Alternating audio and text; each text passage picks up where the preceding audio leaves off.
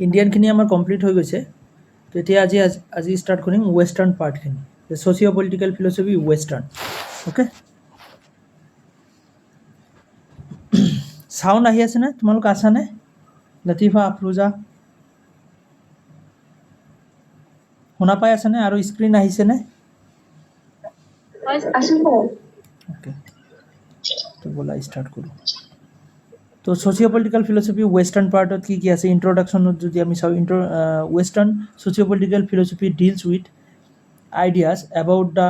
society, state, justice, power, liberty, equality, governance. It explores how individuals relates to the community and what constitutes a just political order. তো ইয়াতে কি হয়, মই basically বস্তু এটা মনত পেলাই দিওঁ। ছ'চিঅ' পলিটিকেল ইণ্ডিয়ান ফিলচফি আমি ডিছকাছ কৰোঁতে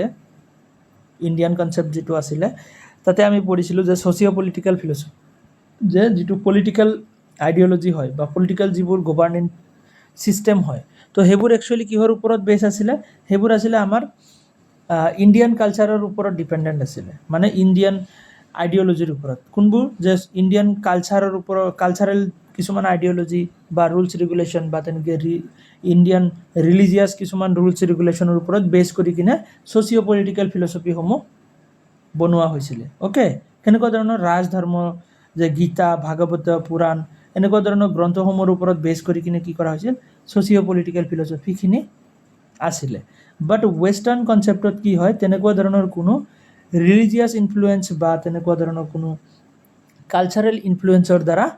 তেনেকুৱা ছ'চিঅ' পলিটিকেল ফিলচফিখিনি ইনফ্লুৱেঞ্চ নহয় মানে। অ'কে, এইখিনি টোটেলি ডিফাৰেঞ্চ হয়, যে ছ'চিঅ' পলিটিকেল ফিলচফিটো তোমাৰ কালচাৰেল ইনফ্লুৱেঞ্চ আৰু ৰিলিজিয়াছ ইনফ্লুৱেঞ্চৰ পৰা টোটেলি ডিফাৰেঞ্চ ৱেষ্টাৰ্ণ কনচেপ্টত। বাট ইণ্ডিয়ান কনচেপ্টত কি হয়, ইনফ্লুৱেঞ্চড হয়, মানে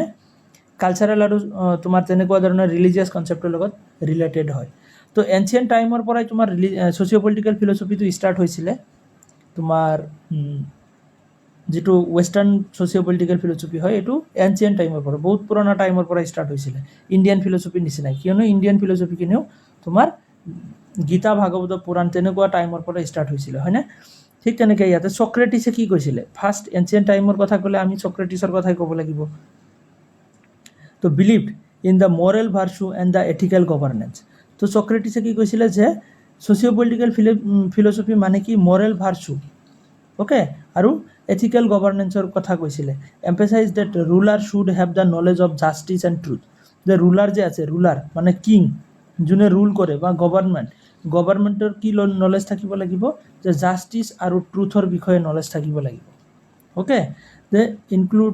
introduce the concept of the ethical citizenship, obedience to law and moral reasoning. Okay, তেনেকৈ মৰেল আৰু ল'ৰ বিষয়ে নলেজ থাকিব লাগিব। গভৰ্ণৰ বা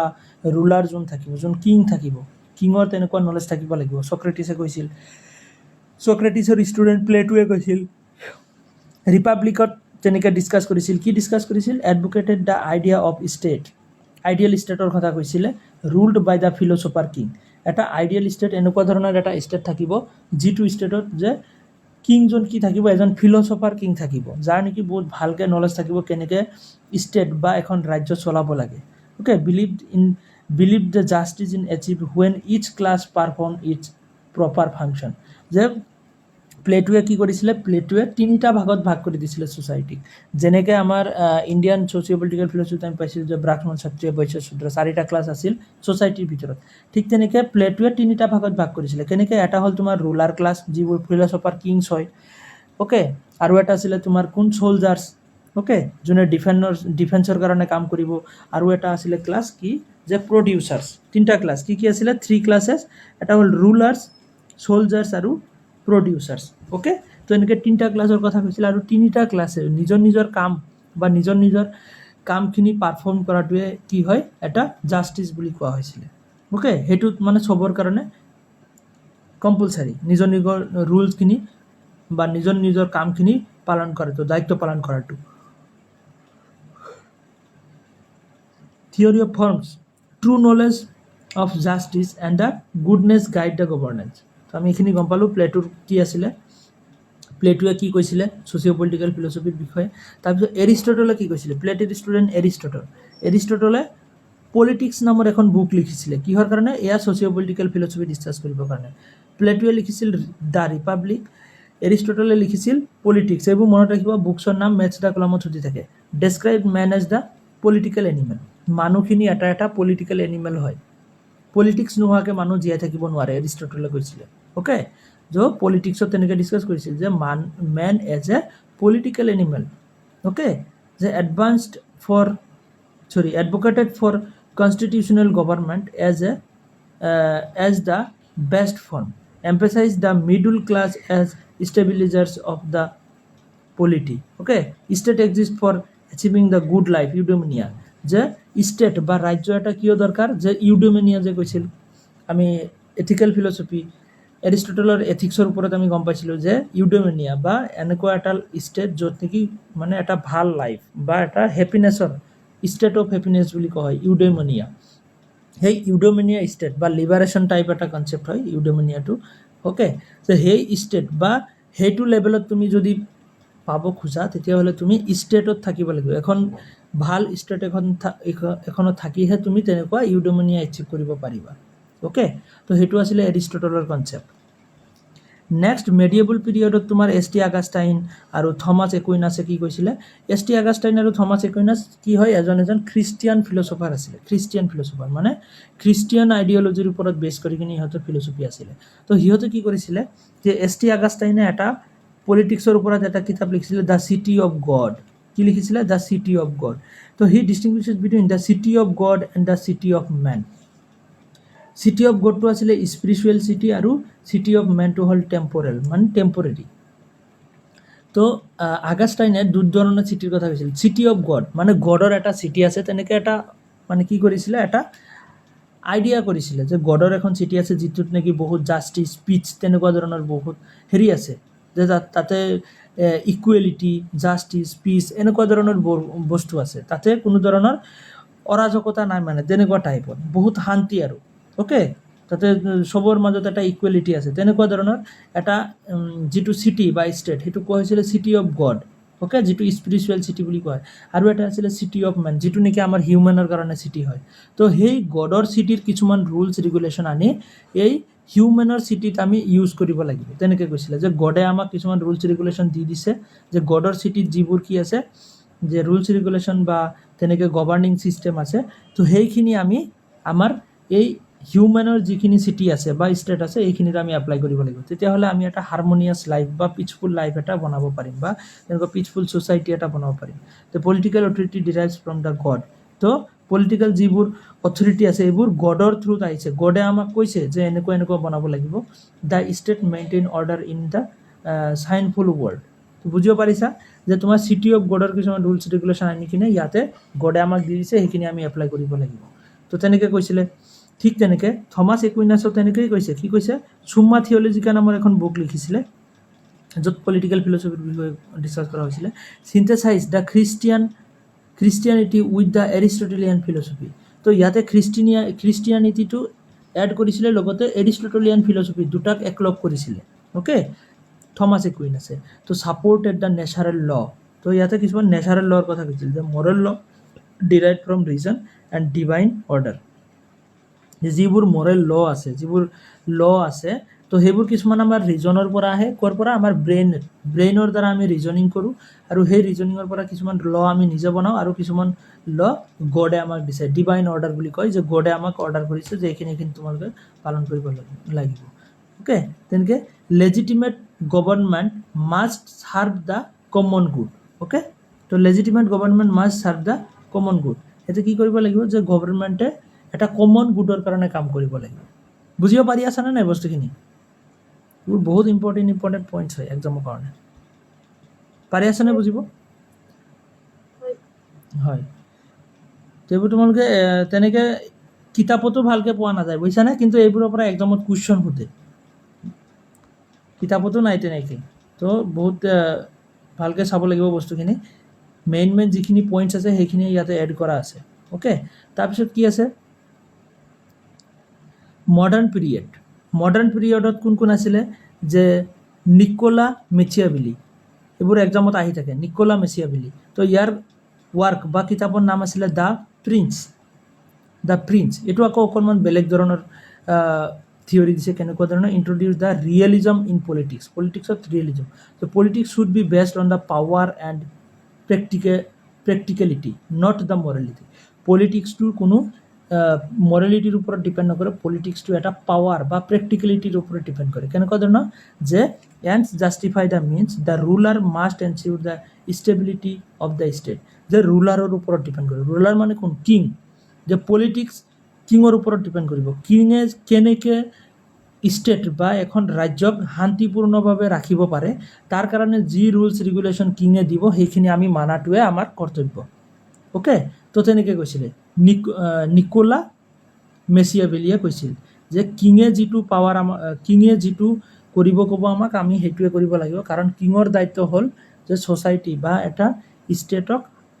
যে এটা ধুনীয়া পিচফুল ষ্টেট এটা বনাই ৰখা, ইকুৱেলিটি থকা। তো তেনেকুৱা ধৰণৰ ষ্টেট বনাব হ'লে কিঙৰ কিছুমান ৰুলছ ৰেগুলেশ্যন থাকিব, আৰু আমি পাব্লিকে সেইবোৰ মানিব লাগিব। তো কিঙৰ অৰ্ডাৰ আমি ফ'ল' কৰিব লাগিব, তেনেকুৱা ধৰণৰ এটা থিয়ৰি আছিলে। তো থমাছ হবছে কি কৈছিলে, যে লেভিয়াথান তাৰ বুকৰ নাম আছিলে, তাতে কৈছিলে যে describe the state of nature as the nasty, brutish and short, যে লেভিয়াথান আমি তিনিটা থিয়ৰি পাইছিলোঁ ন, যে social contract theory, Thomas Hobbes, Locke আৰু ৰুছো, তিনিটা থিয়ৰি পাইছিলোঁ। তো সেই হবছে কি কৈছে, যে পলিটিকেল থিয়ৰি লেভিয়াথানত ডিছকাছ কৰিছে, আৰু কি কৈছিলে সেইটো টাইমত কি আছিলে, যে পুৰণা দিনত কি আছিলে, ষ্টেট অফ নেচাৰ আছিলে নেষ্টি, ব্ৰুটিছ আৰু শ্বৰ্ট, মানে একদম বহুত বেয়া কণ্ডিশ্যন আছিলে, কোনে কাক মাৰি কিনে খাই কোনো ঠিক নাই, তেনেকুৱা ধৰণৰ এটা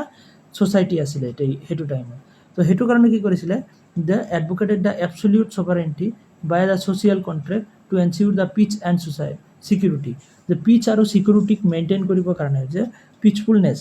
যে কোনে কেতিয়া কাক মাৰি পেলাই তাৰ কোনো গেৰাণ্টি নাই, তো তাৰ কাৰণে এটা চিকিউৰিটিটো দৰকাৰ আছে জীয়াই থাকিবৰ কাৰণে। তো সেইবোৰৰ কাৰণে কি কৰিলে, সিহঁতে এটা ছ'চাইটি বা তেনেকৈ ষ্টেট বনাই ল'লে, আৰু যে নিজকে চাৰেণ্ডাৰ কৰিলে, যে আমি নিজৰ ইচ্ছাত একো নকৰোঁ, ষ্টেটে আমাক যি আদেশ দিব সেইটো, বা গভৰ্ণমেণ্টে আমাক যি আদেশ দিব সেইখিনি আমি কৰিম। তো তেনেকৈ পলিটিক্স ষ্টাৰ্ট হ'ল থমাছ হবছৰ মতে। জন লকৰ মতে কেনেকুৱা, যে জন লকে ক'লে টু ট্ৰিটিছ অফ গভৰ্ণমেণ্ট নামৰ এখন বুকত কি কৈছে, যে state of nature, the freedom and equality but property right lead to conflict, যে ফ্ৰীডম আৰু ইকুৱেলিটি আছিলে সেইটো টাইমত, পুৰণা দিনত ফ্ৰীডম আৰু ইকুৱেলিটি আছিলে, বাট প্ৰপাৰ্টি লৈ কিনে এটা কাজিয়া লাগিল। অ'কে, প্ৰপাৰ্টি বা সম্পদ লৈ কিনে কাজিয়া লগা ষ্টাৰ্ট হ'ল। তো সেইটো কাৰণে কি কৰিলে, মানুহে গভৰ্ণমেণ্ট বনালে নিজৰ লাইফ প্ৰটেক্ট কৰিবৰ কাৰণে, লিবাৰ্টি আৰু প্ৰপাৰ্টি প্ৰটেক্ট কৰিবৰ কাৰণে, যে আমি সম্পদ বা নিজৰ লাইফটো প্ৰটেক্ট কৰিবৰ কাৰণে আমি গভৰ্ণমেণ্ট বনাব লাগিব, আৰু গভৰ্ণমেণ্টৰ যিবোৰ ৰুলছ থাকিব সেইবোৰ আমি চবেই ফ'ল' কৰিব লাগিব। অ'কে, তো তেনেকৈ জন লকে দিলে এটা থিয়ৰি, যে তাৰ পৰাই পলিটিক্স ষ্টাৰ্ট হ'ল।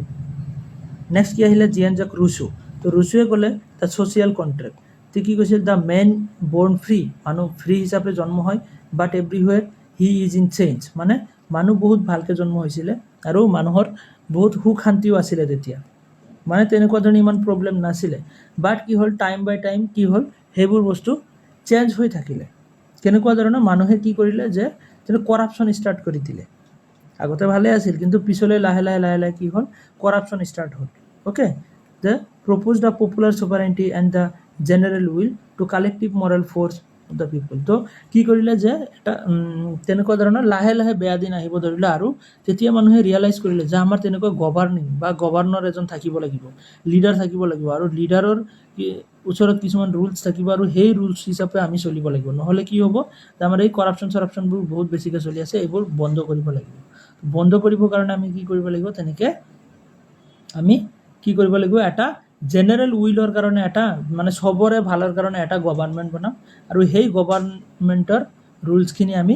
পালন কৰি চলিম। তো তেনেকৈ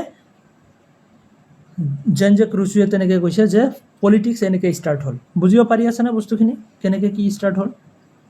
তাৰপিছত Marxist and the contemporary philosophy. তো কাৰ্ল মাৰ্কছে কি কৈছে, কাৰ্ল মাৰ্কছৰ কিতাপৰ নাম আছিলে the communist manifesto, the Das Kapital. Okay, তো এইবোৰ আছিলে তাৰ কিতাপৰ নাম। তো সেইবোৰ কিতাপত সি ডিছকাছ কৰিছে, history is driven by the class struggle between the bourgeoisie and proletariat. Bourgeoisie মানে কোন, যে যোনসকল মানে হেৰি আছিলে, যে তোমাৰ মালিক শ্ৰেণী হয় নে, অনাৰ শ্ৰেণী, যে ইণ্ডাষ্ট্ৰীৰ মালিক, মাটিৰ মালিক, আৰু প্ৰলেটেৰিয়েট মানে কোন আছিলে, যোনবোৰ নেকি তোমাৰ শ্ৰমিক আছিলে, হয়নে, শ্ৰমিকসকল। তো সেই দুটা ক্লাছৰ মাজত কি হৈছিলে, এটা ক্লাছ কনফ্লিক্ট হৈছিলে, ক্লাছ ষ্ট্ৰাগল হৈছিলে, মানে এটা শ্ৰেণীৰ লগত আৰু এটা শ্ৰেণীৰ এটা ডিফাৰেঞ্চ আৰু ওকে তো সেইবোৰ ডিফাৰেঞ্চ ষ্টাৰ্ট হ'ল আৰু তাৰ পৰাই কি হ'ল যে গভৰ্ণমেণ্ট বনাবৰ কাৰণে ইহঁতে ভাবিলে কেনেকুৱা যে criticise the capitalism প্ৰপ'জড A ক্লাছলেছ ষ্টেটলেছ society তো মাৰ্ক্সে কৈছিল যে তেতিয়াই মানুহে ভাবিছিল যে আমি এইবোৰ দূৰ কৰিব লাগিব যে মালিকসকলে আমাক শোষণ কৰি আছে আমি ইমান কষ্ট কৰি কাম কৰোঁ আৰু আমাক ইমান পইচাই নিদিয়ে জাষ্ট আমি চলিবৰ কাৰণেহে পইচা দিয়ে বাকী বেছিভাগ প্ৰফিট কি মালিকে লৈ আছে তো সেইবোৰৰ পৰা আমি বাচিবৰ কাৰণে আমি কি কৰিব লাগিব তেনেকৈ গভৰ্ণমেণ্ট বনাব লাগিব বা ষ্টেট বনাব লাগিব আৰু আমি গোটেইখিনি মানুহে কি ষ্টেটৰ আণ্ডাৰত চলিম আৰু এই যিখিনি প্ৰফিট হ'ব গোটেই ষ্টেটৰ মানুহক বা গোটেই আমি কৰ্মচাৰীসমূহক ইকুৱেলি ডিষ্ট্ৰিবিউট কৰিব লাগিব যে প্ৰফিটসমূহ আমি ইকুৱেল ডিষ্ট্ৰিবিউশ্যনত পাব লাগিব মালিকসকলে যে ভোগ কৰিব তেনেকুৱা নহ'ব তো সেইটো কাৰণে এটা কি হ'ল যে পলিটিকেল ফিলচফি ষ্টাৰ্ট হ'ল জন ৰাউলছে কি কৈছে থিয়ৰী অফ জাষ্টিছৰ কথা কৈছে ওকে তো এডভোকেটেড দ্য জাষ্টিছ এজ ফেয়াৰনেছৰ কনচেপ্ট দিছে আমি এইবোৰ ডিটেইলছত পাম equality of opportunity and benefits for all last advantage okay veil of ইগনৰেঞ্চৰ কথা কৈছে এইবোৰ আমি চব ডিটেইলছত পাম ৰবাৰ্ট নজিকে ঠিক তেনেকৈ এনাৰ্কিৰ কথা কৈছে ষ্টেট দ্য ইউটোপিয়া তিনিটা বুক আছিলে হয়নে anarchy state and utopia okay the critics of ৰাউলছৰ যিটো জাষ্টিছৰ থিয়ৰী আছিলে তো সেইটোক কি কৰিছিলে ক্ৰিটিচাইজ কৰিছিলে আৰু ডিফেণ্ডেড লিবাৰেলিজম এণ্ড মিনিমেল ষ্টেট ওকে তো এনেকৈ কনচেপ্টসমূহ দিছিলে তো জাষ্টিছৰ বিষয়ে প্লেটো আৰু ৰাউলছে ডিছকাছ কৰিছিলে লিবাৰ্টি বিষয়ে লগ আৰু মিলে ইকুৱেলিটিৰ বিষয়ে ৰুছো আৰু মাৰ্ক্স ৰাইটছৰ বিষয়ে কি আছিলে লগ আৰু নজিক ডেম'ক্ৰেচি মিল আৰু ৰুছো পাৱাৰ এণ্ড অথৰিটিৰ বিষয়ে মেচিয়াবেলি এণ্ড হবছ আৰু ছ'চিয়েল কণ্ট্ৰেক্টৰ বিষয়ে হবছ লগ ৰুছো তিনিজন থিয়ৰিষ্ট আছিলে তো আমি গম পালোঁ এইখিনি আছিলে অভাৰভিউ ওকে তো ইয়াৰ পৰা কুৱেশ্যনত এক্সামত কুৱেশ্যন আহে অভাৰভিউ যে দিছোঁ এই অভাৰভিউৰ পৰা তো আমাৰ চিলেবাছ ষ্টাৰ্ট হয় ইয়াৰ পৰা Plato's concept of ideal state প্লেটোৰ কনচেপ্ট অফ আইডিয়েল ষ্টেট যে প্লেটোৰ আইডিয়েল ষ্টেট মানে কি প্লেটোৱে এটা কল্পনা কৰিছিলে যে ষ্টেট কেনেকুৱা হ'ব লাগে ওকে তেনেকুৱা ধৰণৰ এটা কল্পনা কৰিছিলে আইডিয়েল ষ্টেট যে purpose of the ideal state কেনেকুৱা ধৰণৰ যে the state exist not only for living but for living well এনেকুৱা নহয় যে ষ্টেটটো খালি জাষ্ট জীয়াই থাকিবৰ কাৰণে তেনেকুৱা নহয় ভালকৈ জীয়াই থাকিবৰ কাৰণে ষ্টেট লাগে জীয়াই থাকিবৰ কাৰণে ষ্টেট নালাগে ষ্টেট লাগে আমাক কিয় যে ভালকৈ জীয়াই থাকিবৰ কাৰণে to help the individuals achieve virtue and justice তো ইণ্ডিভিজুৱেলছখিনি কি কৰিবৰ কাৰণে ভাৰ্চু আৰু ইণ্ডিভিজুৱেলছ এচিভ ভাৰ্চু আৰু জাষ্টিছ যে ইণ্ডিভিজুৱেলখিনি যাতে ভাৰ্চু আৰু জাষ্টিছখিনি পায় the state is the moral institution design to realise the goodness in human life যে ষ্টেট এনেকুৱা এটা বস্তু যিটোত নেকি কি কৰিব যে এনেকুৱা এটা ইনষ্টিটিউশ্যন যিটো কি কৰে যে realise the goodness in human life মানুহৰ লাইফত যাতে এটা গুডনেছ পায় ওকে তো সেইবোৰৰ কাৰণে ষ্টেটে কাম কৰিব লাগে থিয়ৰী অফ ত্ৰিপাৰ্চিয়েট চ'ল তিনি ধৰণৰ চ'লৰ কথা কৈছে এটা হ'ল তোমাৰ part of the soul three part মানে ত্ৰিপাৰ্চিয়েট মানে তিনিটা পাৰ্ট কি আছিলে এটা হ'ল তোমাৰ ৰেচনেল আৰু এটা হ'ল তোমাৰ স্পিৰিটেড আৰু এটা হ'ল এপিটিটিভ ওকে তিনিটা চ'লৰ কথা কৈছে এটা হ'ল ৰেচনেল চ'ল এটা স্পিৰিটেড আৰু এটা হ'ল এপিটিটিভ চ'ল ৰেচনেল চ'ল যিটো সেইটো ৰিজনৰ থ্ৰুত চলে স্পিৰিটেড যিটো কৰেজৰ থ্ৰুত আৰু এপিটিটিভ যিটো ডিজায়াৰৰ থ্ৰুত চলে ভাৰ্চু কি আৰু উইজডম কৰেজ আৰু টেম্পাৰেঞ্চ তো ক্লাছ ইন দ্য ষ্টেট তিনিটা ক্লাছ আছিলে তিনিটা ক্লাছ কি আছিলে এটা হ'ল ৰুলাৰ ক্লাছ যিটো গাৰ্জেন্স বুলি কোৱা হয় তো ছ'লজাৰ যিটো অক্সিলিয়াৰিজ বুলি কোৱা হয় আৰু এটা হ'ল প্ৰডিউচাৰ যাক ৱাৰ্কাৰ বুলি কোৱা হয় ফাংচন কি হয় টু গভাৰ্ণ ৰুলাৰে গভাৰ্ণ কৰিব ছ'লজাৰ্ছে ডিফেন্স ছিষ্টেমৰ কাৰণে কাম কৰিব আৰু প্ৰডিউচাৰসমূহে produce the goods and the materials and কি কৰিব ইয়াতে যে কাম চাম কৰিব কিবা কিবি বনাব লাগে ইণ্ডাষ্ট্ৰীসমূহ চলাব কোনে যে ইণ্ডাষ্ট্ৰীসমূহত কাম কৰিব খেতিত কাম কৰিব প্ৰডিউচাৰ্ছ বা ৱাৰ্কাৰসমূহে তো তেনেকৈ তিনিটা ক্লাছ আৰু তিনি ধৰণৰ চ'লৰ কথা কৈছিলে যে তিনি ধৰণৰ চ'লৰ তিনিটা ক্লাছ থাকে চ'লৰ ওপৰত বেছ কৰি কিনে ক্লাছিফাই কৰা হৈছিলে ওকে এইটো এক্সামত সুধি থাকে বহুতবাৰ আহিছে তো next Plato's concept of ideal state the ideal state and justice তো আইডিয়েল ষ্টেট কি হয় এইখিনি বেছিক কথা হয় যে প্লেটো কি কৈছে ডিচাইপল অফ চক্ৰেটিছৰ ডিচাইপল আছিলে and the teacher of Aristotle is the considered as the father of the philosophy political philosophy father of political philosophy বুলি কাক কোৱা হয় প্লেটোক কোৱা হয় Plato is the father of political philosophy okay in his book ৰিপাব্লিকত discuss কৰিছিলে idea mainly found in the famous book Republic the Republic describe how to create a just and perfect society আমি কেনেকৈ এটা just আৰু perfect society বনাব পাৰোঁ the ideal state where every person performs the rule suited to their nature okay যে perfect এটা state কেনেকৈ আমি বনাব পাৰোঁ তাৰ কাৰণে কি কৰিব লাগিব every person perform their rule যে গোটেইকেইটা মানুহে নিজৰ নিজৰ যিটো ৰুল আছে নিজৰ কি যে কি আছে ক্লাছ হিচাপে 3টা ক্লাছ আছিল যে নিজৰ নিজৰ চবৰে ক্লাছ হিচাপে যদি নিজৰ নিজৰ ডিউটিখিনি পালন কৰে তেতিয়াহ'লে এটা ভাল ষ্টেট হ'ব এটা কি হ'ব আইডিয়েল ষ্টেট ক্ৰিয়েট হ'ব তো বুজিব পাৰিছা আইডিয়েল ষ্টেট মানে কি হয় যে নিজৰ নিজৰ দায়িত্ব পালন কৰি এটা ধুনীয়া ষ্টেট ক্ৰিয়েট কৰাটো ideal state concept of justice তো জাষ্টিছৰ কথা কি কৈছে জাষ্টিছ ইন ইণ্ডিভিজুৱেল লেভেল দুই ধৰণৰ 2 লেভেল অফ জাষ্টিছ আছিলে 2 লেভেল অফ জাষ্টিছ কি এটা হ'ল জাষ্টিছ ইন ইণ্ডিভিজুৱেল লেভেল আৰু এটা হ'ল জাষ্টিছ ইন ষ্টেট লেভেল তো ইণ্ডিভিজুৱেল লেভেলত জাষ্টিছ কি হয় justice means the harmony of the সোলৰ যিটো এটা harmony okay reason rules spirit support reasons and the appetites obey তো আৰু কি হয় জাষ্টিছ ইন ষ্টেট লেভেলত জাষ্টিছ বুলি ক'লে কি হয় যে justice is achieved when each class performs its own functions without performing with others okay interfering with others তো কি কৈছে জাষ্টিছ কি হয় ষ্টেট লেভেলত ইণ্ডিভিজুৱেল লেভেলতো আমি গম পালোঁ harmony of the soul justice মানে আৰু জাষ্টিছ ইন ষ্টেট লেভেলত কি হয় যে জাষ্টিছটো তেতিয়াই কোৱা হ'ব যেতিয়া তুমি নিজৰ নিজৰ ক্লাছ হিচাপে চবেই নিজৰ নিজৰ দায়িত্ব পালন কৰিব লগতে বেলেগৰ কামত ইণ্টাৰফেয়াৰ নকৰিব অ'কে উইদাউট ইণ্টাৰফেয়াৰিং উইথ আদাৰ্ছ বেলেগৰ লগত কোনো ইণ্টাৰফেয়াৰেঞ্চ নকৰাকৈ নিজৰ নিজৰ দায়িত্ব পালন কৰাটো এটা কি বুলি কোৱা হয় জাষ্টিছ বুলি কোৱা হয় justice is doing one's own work and not meddling with the work of others okay এইটো অৰিজিনেল ষ্টেটমেণ্ট হয় এইটো বহুত ইম্পৰ্টেণ্ট পইণ্ট হয় এইবোৰ একজামত সুধি থাকে অ'কে অৰিজিনেল ষ্টেটমেণ্ট তাৰপিছত this creates the order unity and harmony এই চবৰ নিজৰ নিজৰ দায়িত্ব আৰু কামখিনি যদি কৰি থাকে তেতিয়াহ'লে ইয়াতে এটা অৰ্ডাৰ ফ'ল' হ'ব ইউনিটি ক্ৰিয়েট হ'ব আৰু হাৰমনি বেলেঞ্চ হ'ব হয়নে নহয় ফাউণ্ডেশ্যন অফ প্লেটোছ আইডিয়েল ষ্টেট বুজিব পাৰিলানে কনচেপ্ট অফ ষ্টেট আৰু জাষ্টিছ কি হয় প্লেটোৰ মতে তো জাষ্টিছখিনি আমি অলৰেডি চালোঁ এইখিনি বস্তু ইয়াতে লিখা আছে অ'কে তিনিটাৰ ৰিজন স্পিৰিট আৰু এপিটেটিছ এইখিনি অলৰেডি ওপৰত পাই আহিছোঁ ইয়াতে ডাবল হৈ গৈছে পেজটো অ'কে তাৰপিছত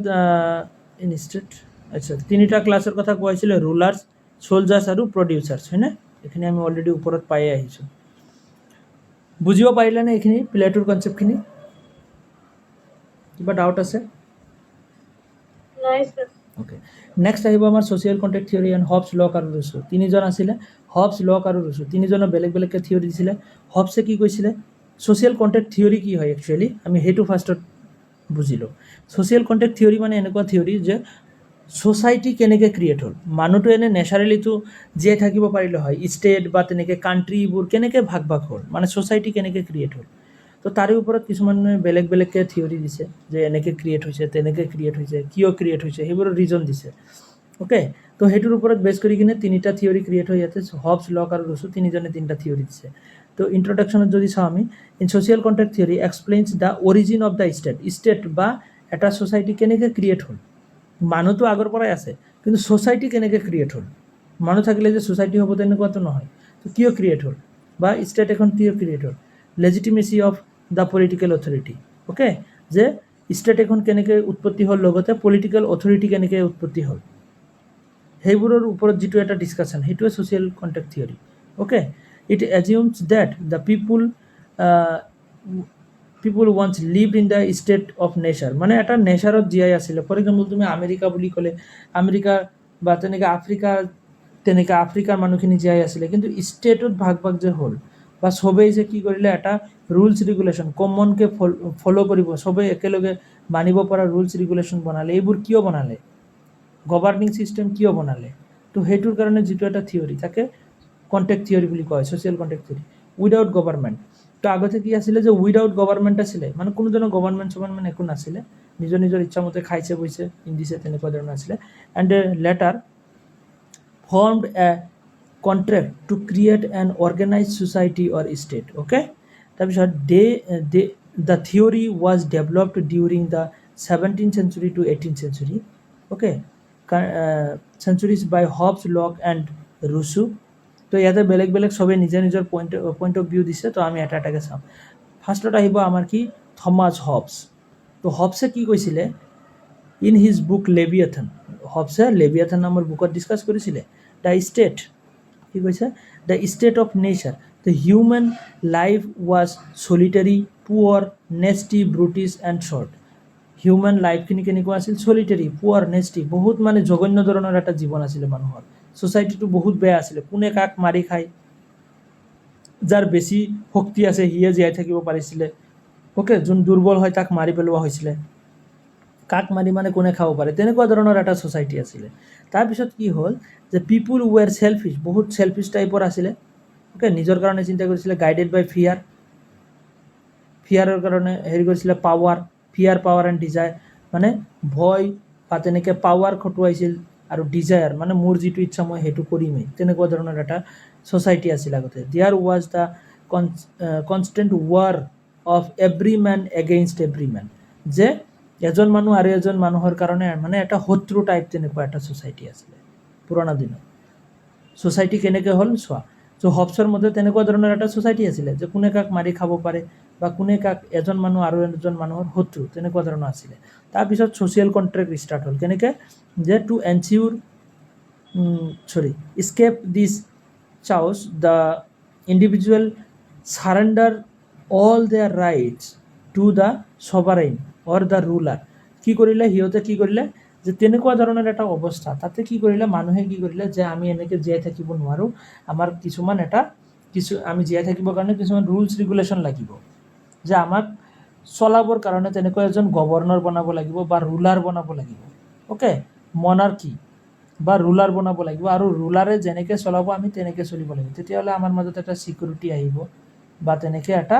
অৰ্ডাৰ আহিব। ৰুলাৰে আমাক অৰ্ডাৰ দিব, ছিকিউৰিটি দিব, আমি সেইবোৰ ফ'ল' কৰিম, তাৰ বাহিৰে আমি একো নকৰোঁ। অ'কে, তো তেনেকৈ কি হ'ল যে তোমাৰ ছ'চাইটি ষ্টাৰ্ট হ'ল, যে আমি তেনেকৈ গভৰ্ণমেণ্ট বনাম, গভৰ্ণমেণ্ট বনাই তাতে গভৰ্ণমেণ্টৰ এজন কি থাকিব, এজন কিং বা তেনেকুৱা ধৰণৰ হেৰি থাকিব, পাৰ্চন এজন থাকিব, ৰুলাৰ থাকিব, আৰু সিয়ে যি অৰ্ডাৰ কৰিব তো আমি সেয়া কৰিম। অ'কে, তেতিয়াহ'লে আমাৰ এইবোৰ ইমান প্ৰব্লেম নাথাকে। Okay, in return the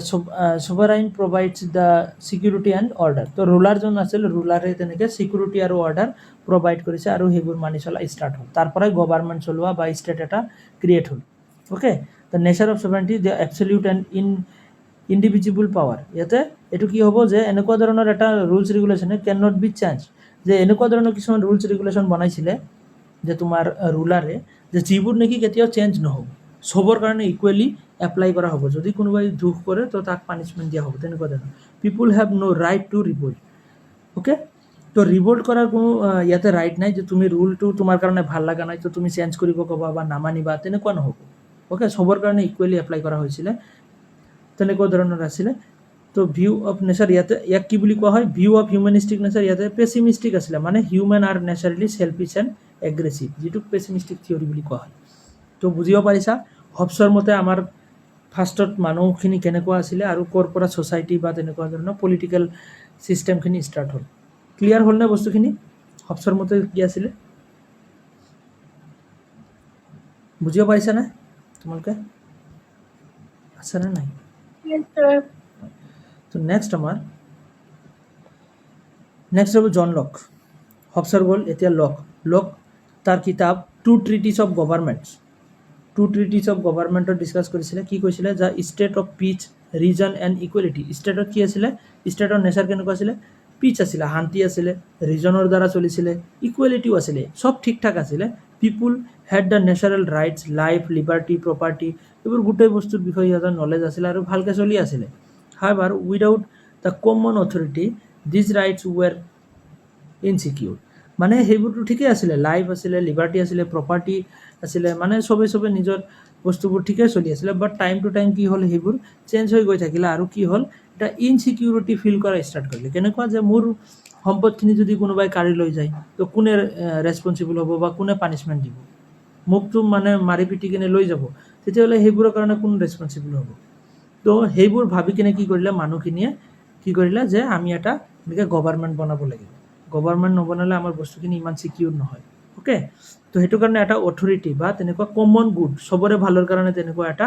government বনোৱাৰ সিদ্ধান্ত ল'লে, যে ইণ্ডিভিজুৱেলছ এগ্ৰিড টু ফৰ্ম এ গভৰ্ণমেণ্ট, এটা গভৰ্ণমেণ্ট বনাব মানে হেৰি কৰিলে, যে ভাবিলে যে আমি এটা গভৰ্ণমেণ্ট বনাম to protect their natural rights, যে আমাৰ যিবোৰ নেচাৰেল ৰাইটছ আছে তো সেইবোৰক প্ৰটেকশ্যন দিবৰ কাৰণে কি যে আমি এটা গভৰ্ণমেণ্ট বনাম। অ'কে, আৰু গভৰ্ণমেণ্টৰ কিছুমান ৰুলছ ৰেগুলেশ্যন থাকিব, সেইবোৰ আমি মানি চলিব লাগিব। They did not surrender all rights, তো হবছৰ মতে কি আছিলে যে সব ৰাইটছ মানে চাৰেণ্ডাৰ কৰিছিলে, যে তোমাৰ নিজৰ ইচ্ছাত একো কৰিব নোৱাৰা, বাট লোকৰ মতে কি কৰিলে যে কিছুমান ৰাইটছ চাৰেণ্ডাৰ কৰিলে আৰু কিছুমান চাৰেণ্ডাৰ নকৰিলে। They only right to the enforce justice, only the right to enforce justice, मतलब জাষ্টিছটো মেইনটেইন কৰিবৰ কাৰণে ৰাইটছখিনি চাৰেণ্ডাৰ কৰিলে, কিছুমান ৰাইট চাৰেণ্ডাৰ কৰিলে, সব নহয়। তো নেচাৰ অফ sovereignty, তো limited government based on the consent of the governed. The government violates the people's right, they have to right to revolt it. তো কেনেকুৱা আছিলে গভৰ্ণমেণ্টটো এনেকৈ বনালে যে যদি গভৰ্ণমেণ্টৰ ৰুলছ ৰেগুলেশ্যনখিনি ভাল নালাগে বা তোমাৰ ৰুলছ ৰেগুলেশ্যনখিনি যদি ভালকৈ নচলায়, তেতিয়াহ'লে গভৰ্ণমেণ্টক ভাঙি দিয়া হ'ব বা গভৰ্ণমেণ্টৰ ৰুলছখিনিও চেঞ্জ কৰাৰ মানে হেৰি আছিলে, সুবিধা আছিলে। তেনেকুৱা ধৰণৰ কৰিলে যে কিবা ৰুলছ যদি কি হয় যে আমাৰ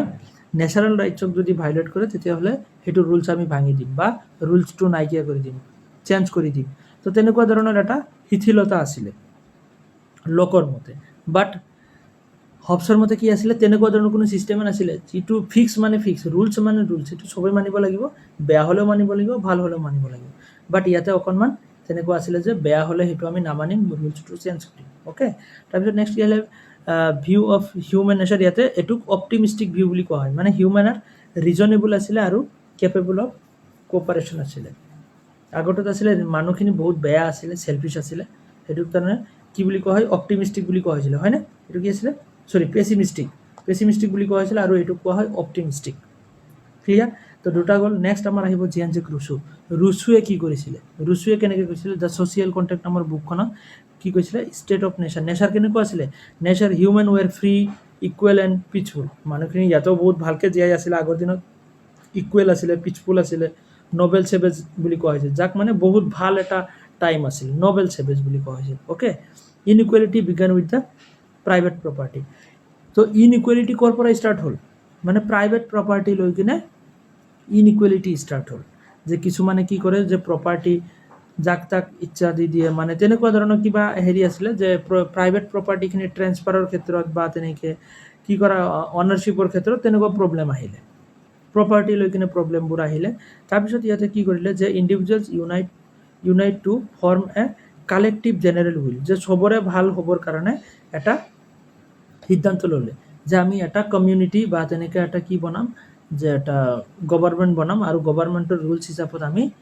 প্ৰপাৰ্টি ট্ৰেন্সফাৰ হওক বা তেনেকৈ অনাৰশ্বিপ হওক, সেইবোৰ বস্তু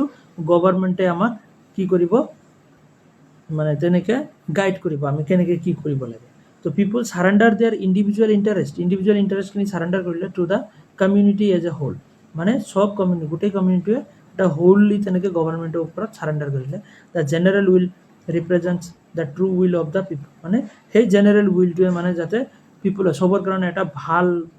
মানে ৰিজাল্ট আনিব পাৰে, তাৰ কাৰণে যাতে এইবোৰ তেনেকুৱা ধৰণৰ যিবোৰ প্ৰাইভেট প্ৰপাৰ্টি লৈ কি আছিলে হাই কাজিয়া আছিলে সেইবোৰ যাতে নহয়, তাৰ কাৰণে। নেচাৰ অফ ছভাৰেণ্টি, তো কি আছিলে sovereignty belongs to the people, the government is merely an agent, the people and can be change, কি দিছে agent of the people and can be change. তো গভৰ্ণমেণ্টটো ইয়াতে কেনেকুৱা ধৰণৰ আছিলে, গভৰ্ণমেণ্ট আছিলে এনেকুৱা ধৰণৰ যে গভৰ্ণমেণ্টটো যদি ভালকৈ নচলে বা গভৰ্ণমেণ্টে যদি কিবা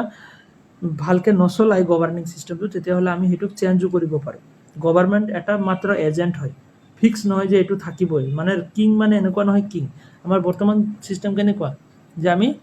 ভোটিং কৰি কিনে চৰকাৰ বনাওঁ, ঠিক তেনেকুৱা আছিলে যে আমি ইচ্ছা কৰিলে চৰকাৰ ভাঙি দিব পাৰোঁ। বহুত জেগাত ভাঙি আছে না, নেপালত ভাঙিলে ৰিচেণ্টলি, বাংলাদেশত ভাঙিছে। এইবোৰ কি হয় যে এইবোৰ যে আমি ইচ্ছামতে ভাঙিব পাৰোঁ, যে চৰকাৰৰ ব্যৱস্থাখিনি আমাৰ ভাল নালাগিলে ভাঙিও দিব পাৰোঁ। Okay, view of the human nature, the human are good by nature by corrupted by society, ইয়াতে but corrupted by society, যে নেচাৰেলি সিহঁত গুড আছিলে, ভালে আছিলে, বাট কৰাপশ্যন কেতিয়াৰ পৰা ষ্টাৰ্ট হ'ল, যেতিয়া সিহঁতৰ মানে সম্পদ লৈ কিনে অকণমান প্ৰাইভেট প্ৰপাৰ্টিসমূহ লৈ ইফাল সিফাল কৰিব ষ্টাৰ্ট কৰিলে, তেতিয়াৰ পৰাই তেনেকুৱা ধৰণৰ গভৰ্ণমেণ্ট বনাবৰ কাৰণে হেৰি হ'ল। তো আমি ইয়াতে ইন চামাৰী আমি গম পাওঁ, চামাৰীত আমি চাওঁ যে তিনিটা থিংকাৰ আছিলে। হবছৰ মতে কি আছিলে? War and ফিয়াৰ। তো নেচাৰ কেনেকুৱা ধৰণৰ আছিলে? যুদ্ধ বিগ্ৰহৰ এটা নেচাৰ আছিলে। Social contract surrender all rights to sovereign. তো গভৰ্ণমেণ্টৰ ওচৰত চব আমাৰ ৰাইটছখিনি সাৰেণ্ডাৰ কৰা হৈছিলে, আৰু ছভাৰেইনিটি আছিলে কি? এবছলিউট মনাৰ্কি বুলি কোৱা হৈছিলে ইয়াক। লোকৰ মতে পিচফুল আছিলে ছ'চাইটি, অ'কে। তো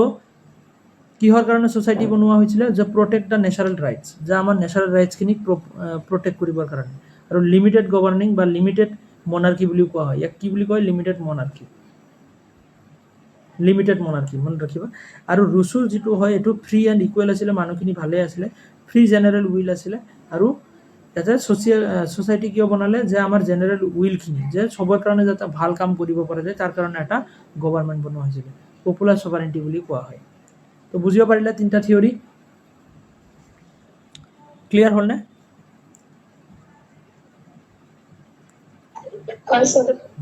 তো নেক্সট হ'ল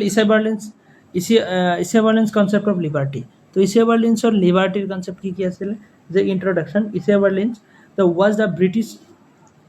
political philosopher known for his the essay Two Concepts of Liberty. তো তাৰ বুকৰ নাম আছিলে টু কনচেপ্টছ অফ লিবাৰ্টি। তো ইছাবাৰ্লিনৰ লিবাৰ্টিৰ কনচেপ্ট কেনেকুৱা?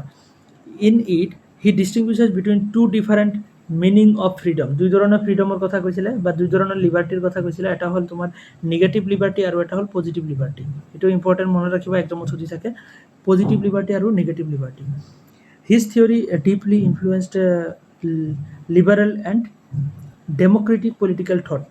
তো ইয়াতে পজিটিভ আৰু নিগেটিভ লিবাৰ্টি কি আছিলে আমি সেই দুটাই চাম। টু কনচেপ্টছ অফ লিবাৰ্টি, এটা হ'ল নিগেটিভ লিবাৰ্টি, ফ্ৰীডম ফ্ৰম বুলি কোৱা হয়, আৰু এটা হ'ল তোমাৰ পজিটিভ লিবাৰ্টি, যিটো ফ্ৰীডম টু বুলি কোৱা হয়। ফ্ৰীডম ফ্ৰম কোনটো হয়? Meaning absence of the external interference of or coercion, okay. তো ইয়াতে কি হয়? A person is free as long as no' one stop them from doing what they want. এইটো এনেকুৱা ধৰণৰ এটা ফ্ৰীডম হয় য'ত কি কৰা হয় যে তুমি কিবা এটা কৰিব খুজি আছা, আৰু তাতে কোনেও মানে তেনেকৈ যাতে ষ্টপ নকৰে যে তুমি এইটো কৰিব নোৱাৰিবা, তেনেকুৱা ধৰণৰ নোকোৱাটোৱে এটা কি? ফ্ৰীডম, যিটো কি বুলি কয়? নিগেটিভ লিবাৰ্টি বা ফ্ৰীডম ফ্ৰম বুলি কোৱা হয়। It is the freedom from obstacles, constraints, control by others. তো বুজিব পাৰিলা? নিগেটিভ ফ্ৰীডম বা ফ্ৰীডম ফ্ৰম কাক কোৱা হয়, বা তোমাৰ নিগেটিভ লিবাৰ্টি কাক কোৱা হয়? আই এম ফ্ৰী, এইটো অৰিজিনেল ষ্টেটমেণ্ট হয়। I am free to degree to which no' man or no' body interferes with my activities. যে মোৰ কামত কোনো ধৰণৰ ইণ্টাৰফেয়াৰ নকৰে, মই নিজৰ ইচ্ছামতে মই কাম কৰিব পাৰোঁ, এইটো, অ'কে। তো ইয়াতে কি হয়? যে focus on individual rights and personal চইচৰ ওপৰত ডিপেণ্ড কৰিব। এইটো কিহৰ ওপৰত ফ'কাছ কৰে? Individual rights and personal. ইয়াৰে কিছুমান ডেঞ্জাৰ বা ডিছএডভান্টেজ কি আছিলে? ডিছএডভান্টেজ যে if unlimited it can lead to the inequality or neglect of social justice. এইটো যদি তোমাক বেছিকৈ ফ্ৰীডম দিয়া হয়, ফ্ৰীডমৰ কথাটো কোৱা হৈছে, বাট তোমাক যদি একদম তোমাৰ যি ইচ্ছা তুমি সেইটো কৰিবা, তেতিয়াহ'লে তোমাৰ বেছি ফ্ৰীডম দিয়া হ'লেচোন তুমি তেনেকৈ কি কৰিব পাৰা? ইনইকুৱেলিটি ক্ৰিয়েট কৰিব পাৰা, মানে ছ'চাইটিত ইকুৱেলিটি নাথাকিব, বা ছ'চিয়েল জাষ্টিছটো তুমি নামানিব পাৰা। তো তেনেকুৱাটো হ'ব পাৰে। তো সেইটো এটা কি হয়? যে নেগেটিভ পইণ্ট। তাৰপিছত পজিটিভ লিবাৰ্টি কোনটো হয়? যে ফ্ৰীডম টু বুলি কোৱা হয়। Positive liberty that means freedom to, meaning the ability or the power to be one's own master. যে তোমাৰ মাইণ্ডৰ বা তোমাৰ চিন্তা কৰি তুমি যিটো ভাল পোৱা সেইটো কৰিবলৈ যিটো ফ্ৰীডম, তো তাক কোৱা হয় ফ্ৰীডম টু বুলি, okay. To control one's life according to one's own rational will. যে তোমাৰ লাইফটো তোমাৰ ৰেচনেল উইল হিচাপতে তুমি চলাবা, যে মই কেনেকৈ মোৰ লাইফত চলিম সেইটো মোৰ কথা। তো সেইটো এটা কি হয়? যে তোমাৰ পজিটিভ লিবাৰ্টি বুলি কোৱা হয়। It is the freedom to act, not just freedom from interference, okay. তো ইয়াতে কি হয়? যে concern with the self mastery, autonomy and collective control over one's circumstances. তো ইয়াৰে কিছুমান ডেঞ্জাৰ পইণ্ট আছে, কি আছে? ইয়াতে অৰিজিনেল ষ্টেটমেণ্টটো কি আছিলে এইটো যে I wish to be subject not an object to be govern by himself okay তেনেকৈ ইয়াতে পইণ্ট দিয়া হৈছে তো ডেঞ্জাৰ কি হয় কেন বি মিছ ইউজ তোমাৰ ইচ্ছামতে বা তোমাৰ ইচ্ছা লাইফত তোমাৰ লাইফত তুমি যি কৰিব বিচাৰিবা সেয়া কৰিবা তেতিয়াহ'লে তোমাৰ ইয়াতে তুমি তোমাৰ পাৱাৰটো মিছ ইউজো কৰিব পাৰা বেলেগক হাৰ্ম কৰিবৰ কাৰণে বা ক্ষতি কৰিবৰ কাৰণে তুমি কৰিব পাৰা মিছ ইউজ কৰিব পাৰা okay rulers may claim to know the true will if the people and justify the authoritarian control বুজিব পাৰিছা নিশ্চয় পজিটিভ আৰু নিগেটিভ লিবাৰ্টিৰ বিষয়ে অ'কে তাৰপিছত কি difference between the negative and positive তো ডিফাৰেঞ্চখিনি কি হয় ইয়াতে ফ্ৰীডম ফ্ৰম ইণ্টাৰফিয়াৰেঞ্চ আৰু পজিটিভটো কি হয় freedom from control one's life okay তো নিগেটিভ লিবাৰ্টি কোনটো হয় ফ্ৰীডম ফ্ৰম ইণ্টাৰফিয়াৰেঞ্চ বেলেগৰ ইণ্টাৰফিয়াৰেঞ্চৰ পৰা যিটো এটা ফ্ৰীডম তাক কোৱা হয় নিগেটিভ ফ্ৰীডম আৰু নিগেটিভ লিবাৰ্টি আৰু পজিটিভ লিবাৰ্টি কোনটো freedom to control one's life মানে মই নিজৰ লাইফটো মই নিজে কণ্ট্ৰল কৰিম মই নিজৰ মতে মই চলিম এইটো হ'ল positive liberty okay focus on external constraints but এইটো কি হয় ইণ্টাৰনেল ছেল্ফ মাষ্টাৰী বুলি কোৱা হয় অ'কে ৰিস্ক হয় ইয়াতে ছ'চিয়েল ইনইকুৱেলিটি হ'ব পাৰে আৰু ইয়াতে অথৰিটেৰিয়ানিজম ক্ৰিয়েট হ'ব পাৰে তেনেকুৱা ধৰণৰ আছিলে নেক্সট আছিলে Bernard Williams idea of equality তো বাৰ্নাৰ্ড উইলিয়ামে কি কৈছে বাৰ্নাৰ্ড উইলিয়ামছৰ মতে যে আইডিয়া অফ ইকুৱেলিটিৰ কাৰণে কনচেপ্ট দিছিলে দ্য বাৰ্নাৰ্ড উইলিয়াম এজন কি আছিলে was a British moral and the political philosopher known his the liberal egalitarian views তো ইয়াক কি বুলি কয় লিবাৰেল ইগেলিটেৰিয়ান ভিউজ বুলি কোৱা হৈছিলে he explored the moral foundations of equality not just the economical and political equality যে equality মানে তাৰ ইকুৱেলিটিৰ কনচেপ্টটো কেনেকুৱা যে পলিটিকেলি ইকুৱেল বা ইকনমিকেলি ইকুৱেল বুলি ভাবাটোৱে আমাৰ ইকুৱেলিটি নহয় ইকুৱেলিটি বুলি ক'লে আমি কি কৰিব লাগিব ইকুৱেল ৰেচপেক্ট দিব লাগিব ইকুৱেল মৰেল ৱৰ্থ হ'ব লাগিব ফৰ অল ইণ্ডিভিজুৱেলছ যে সব ইণ্ডিভিজুৱেল সকলো মানুহক আমি ইকুৱেলি ইকনমিকেলিও ইকুৱেল হ'ব লাগিব পলিটিকেলিও ইকুৱেলিটি থাকিব লাগিব তাৰপিছত ৰেচপেক্টৰ ক্ষেত্ৰতো ইকুৱেল ৰেচপেক্ট দিব লাগিব ধনী দুখীয়া বা উচ্চ শ্ৰেণী নিচ শ্ৰেণী যিয়ে নহয় চবকে ইকুৱেল ৰেচপেক্ট আৰু মৰেল ৱৰ্থ দিব লাগিব মানে চবৰে মৰেল ভেলু ইকুৱেল হয় তো তেনেকুৱা ধৰণৰ এটা ইকুৱেলিটিৰ কথা কৈছিলে খালি পলিটিকেল আৰু ইকনমিক ইকুৱেলিটিয়ে আমাৰ ইকুৱেলিটি বুলি নুবুজায় ইয়াতে okay His ideas are mainly expressed in essays like The Idea of Equality. Okay, The Idea of Equality. So, here a book asile ya. Next ki asile the core idea of equality as the equal respect. The William argued that equality is not about the making everyone the same, but about recognizing that every person has the same moral worth. তো আমি গমে পালোঁ already এই ডিফিনেশ্যনটো ওপৰত দিয়া আছে ধুনীয়াকৈ all humans deserve the equal consideration respect dignity হয়নে regardless of the differences in talent wealth or social position তো আমি গম পালোঁ যে ইকুৱেলিটি মানে সব দিশৰ পৰা অলৰাউণ্ড ইকুৱেলিটি এটা থাকিব লাগিব সব দিশৰ পৰা ইকুৱেল হ'ব লাগিব খালি পলিটিকেল আৰু তোমাৰ ইকনমিকেল ইকুৱেলিটি হ'লে নহ'ব সব দিশৰ পৰা ইকুৱেলিটি দিব লাগিব okay that is the basic to equality what is the basic to equality is the idea of equal respect for persons okay two aspect of equality দুটা aspect আছিলে কি আছিলে formal equality আৰু এটা হ'ল substantive equality formal equality আৰু substantive equality বুলি ক'লে কি হয় formal equality কোনটো হয় everyone should be treated as an equal person before the law যে লৰ আগত এটা ইকুৱেলিটিৰ কনচেপ্ট আহিব যে সবকে আমি ইকুৱেলি ট্ৰিট কৰিব লাগিব লটো আমাৰ পিছত আহিব উইদিন ইনষ্টিটিউশ্যন মানে এটা ষ্টেটৰ ভিতৰত আমি মানুহখিনিক ইকুৱেলিটি মানে সব দিশৰ পৰা ইকুৱেল বুলি আমি চাব লাগিব আৰু লটো আমাৰ পিছত আহিব অ'কে তাৰপিছত নেক্সট কি আছে no' one should be face discrimination কোনো ধৰণৰ ডিছক্ৰিমিনেশ্যন যাতে ফেচ নকৰে কেনেকুৱা ৰেচ বা ক্লাছৰ ওপৰত বেছ কৰি কিনে আমি কোনো ধৰণৰ ডিছক্ৰিমিনেশ্যন নকৰোঁ বা উচ্চ শ্ৰেণী নিচ শ্ৰেণী বুলি আমি কোনো ধৰণৰ ডিছক্ৰিমিনেশ্যন নকৰোঁ মানে ভেদভাৱ নকৰোঁ তাৰপিছত কি আছিলে যে সাবস্টেন্টিভ ইকুৱেলিটি কোনটো কোৱা হয় যে real equality also require fair conditions that allow people to actually exercise their rights যে আৰু এটা ইকুৱেলিটি সাবস্টেন্টিভ ইকুৱেলিটি হ'ল যেনেকুৱা যে তোমাৰ ৰাইট আছে যে তুমি তোমাৰ কোনটো কণ্ডিশ্যনত তুমি কি কাম কৰিবা সেইটো তোমাৰ ৰাইট আছে আৰু সেইটো ৰাইট দিয়াটো এটা ইকুৱেলিটি যে তুমি কি কৰিব খোজা আৰু তোমাৰ একচুৱেল এক্সাৰচাইজটো কি হয় তোমাৰ ৰাইটছ আছে সেইটো কৰিবৰ কাৰণে তেনেকুৱা যে Williams believe that social and economical inequalities must be justified only if they serve serve the interest of all okay specially the last advantage যে যিখিনি পিছপৰা মানুহ আছে তো সিহঁতকো তেনেকৈ আমি এটা এডভান্টেজ দিব লাগিব সিহঁতে যাতে বাকী মানুহখিনিৰ লগত ইকুৱেলি আগবাঢ়ি যাব পাৰে তেনেকুৱা ধৰণৰ এটা অপৰচুনিটি দিব লাগিব সেইটো হ'ল তোমাৰ ছাবষ্টেণ্টিভ ইকুৱেলিটি তো দুটা ইকুৱেলিটিৰ কথা কৈছিলে লিবাৰেলিজম কিমাননো আছে আৰু ৰ'বচোন আমাৰ পেজ হ'ল টোটেল 36 তাৰ ভিতৰত 26 হৈছে নেকি 25 লিবাৰেলিজম জন ৰাউলছে লিবাৰেলিজমৰ কথা কৈছিলে লিবাৰেলিজম বা লিবাৰেল ইগেলিটেৰিয়ান থিয়ৰিৰ কথা কৈছিলে যে জন ৰাউলছ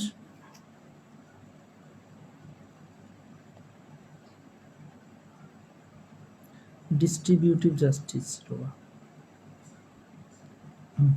জন ৰাউলছৰ কথা কৈছিলে তো জন ৰাউলছে কি কৈছিলে যে John Rawls was an American political philosopher and one of the most influential defenders of liberal democracy in 20th century. His main work was Theory of Justice. The Theory of Justice revived the liberalism by grounding it in fairness, equality, rational consent rather than the mere individuals. তো ৰাউলছে কি কৈছিলে চোৱা Rawls in often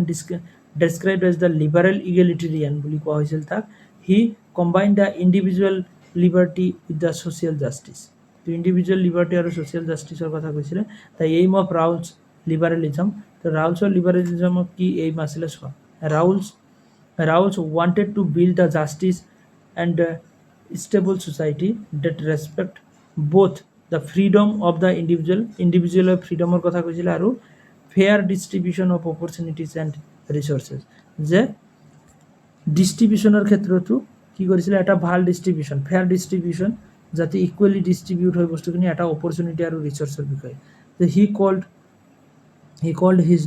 his model is the justice as fairness সেইটো কাৰণে ইয়াৰ theory কি বুলি কয় justice as fairness তো লিবাৰেলিজমৰ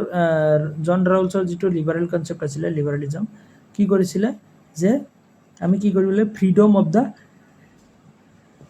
ইণ্ডিভিজুৱেলৰ ফ্ৰীডমৰ কথা আৰু কি কৈছিলে যে fair distribution of opportunities and resources যে আমি চবকে ইকুৱেল অপৰচুনিটিজ দিব লাগিব উচ্চ শ্ৰেণী নিচ শ্ৰেণী বুলি কোনো কথা নাই চবকে ইকুৱেল অপৰচুনিটি দিব লাগিব